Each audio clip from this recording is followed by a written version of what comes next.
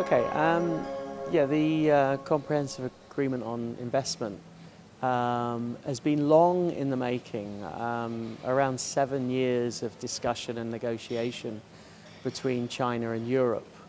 And I think particularly at this moment in time, due to the COVID situation around the world and the impact that that's had on international business, combined with the situation of trade dispute between China and America, I think having this agreement of the CAI agreement at this time is perfect, because it starts to lift us up a bit out of the concerns and the worries about future investment and future trade between China and Europe.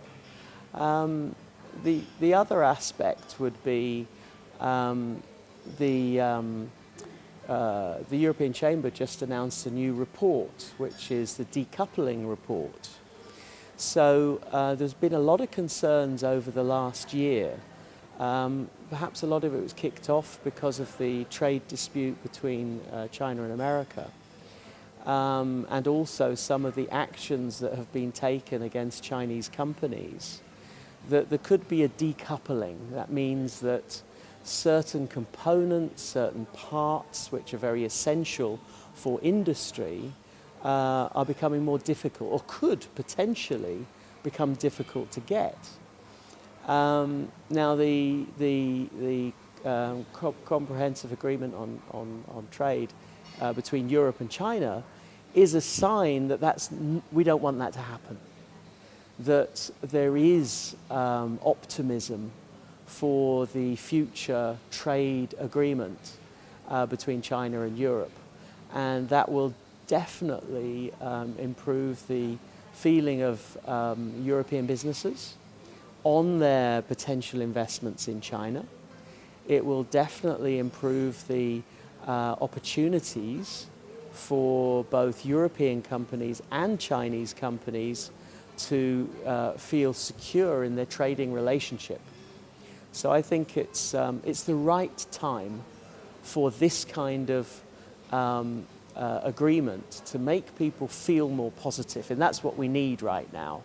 Is we need that positivity in our future relationships. The benefits go all across China. So Chongqing and Southwest China will definitely benefit from this trade agreement. And you can also look at how the central government has issued requests to the local governments to open up their policies on investment, to make it easier for foreign companies to trade locally. In fact, we just had a meeting with Director Zhang from the FAO, and he informed us that our worries about decoupling are not to be worried about, that the new policies that they will be implementing over the coming year will definitely give a better environment for investment, with a reduction in some of the regulatory issues that were and at the moment still are an issue. And he also mentioned, which is very positive as well, is the level playing field aspect. It's something that European Chamber has pushed since we were created, is that we want to have level playing field, that European companies and Chinese companies are dealt with in the same manner. And the information I got today enhanced that view, that that's how the Chongqing government is also looking at future investment and future relationships with international business, is to have that level playing field. So let's see how it goes. The CAI agreement has just been signed in December. So there's a process of implementation and a rollout across China. And the feedback I got today was a good one. And I think the Chongqing government is taking this on board. And let's see how it goes. I'm fairly optimistic. I think what I can say is about the municipal government, if you look at the situation of COVID, and there were many companies that really suffered in China, in Chongqing, especially in the early days, back in March, April, February, March, April of last year, of 2020. I was very concerned at that time that any benefits that were offered to businesses were equally offered to international companies, to European companies as well. So I think this is a positive sign. It shows that during that time, the government treated both foreign and local companies in the same way. And I think from what I've heard today that kind of approach will be continued in the coming year. But we don't know what the new policies will be yet, but I'm confident those new policies, from what I've heard today, will be rolled out equally to both foreign and Chinese companies. Well, this is the thing that's been very interesting. I mean, living in this region, and you know, if you look back at the beginning of 2020, we were really worried about the future. We were worried how we would maintain our business, and looking at the global impact of the COVID virus, it seemed like there would be a general downturn in trade and industry.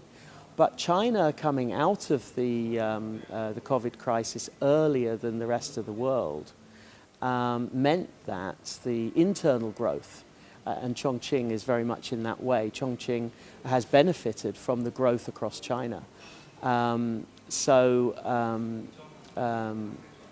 There's been exceptional growth, which is equal to foreign invested companies as well as Chinese manufacturing companies. They've grown by far more than they expected.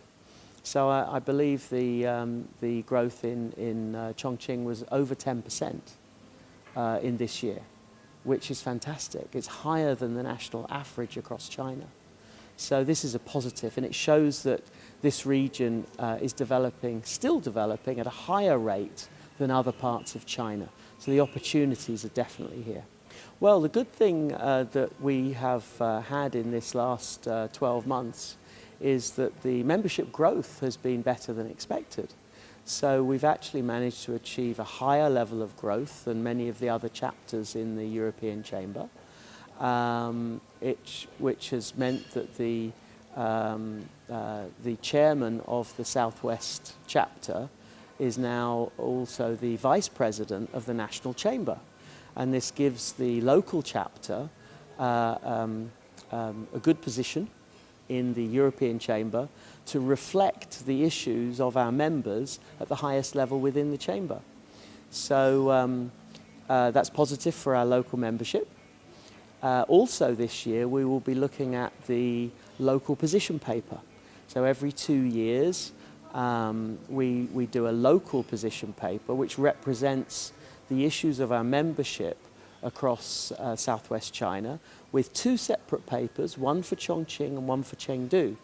So this is an important tool to get the information of our members' concerns to the local government, and also to highlight to our members perhaps opportunities from the local government in certain investment sectors.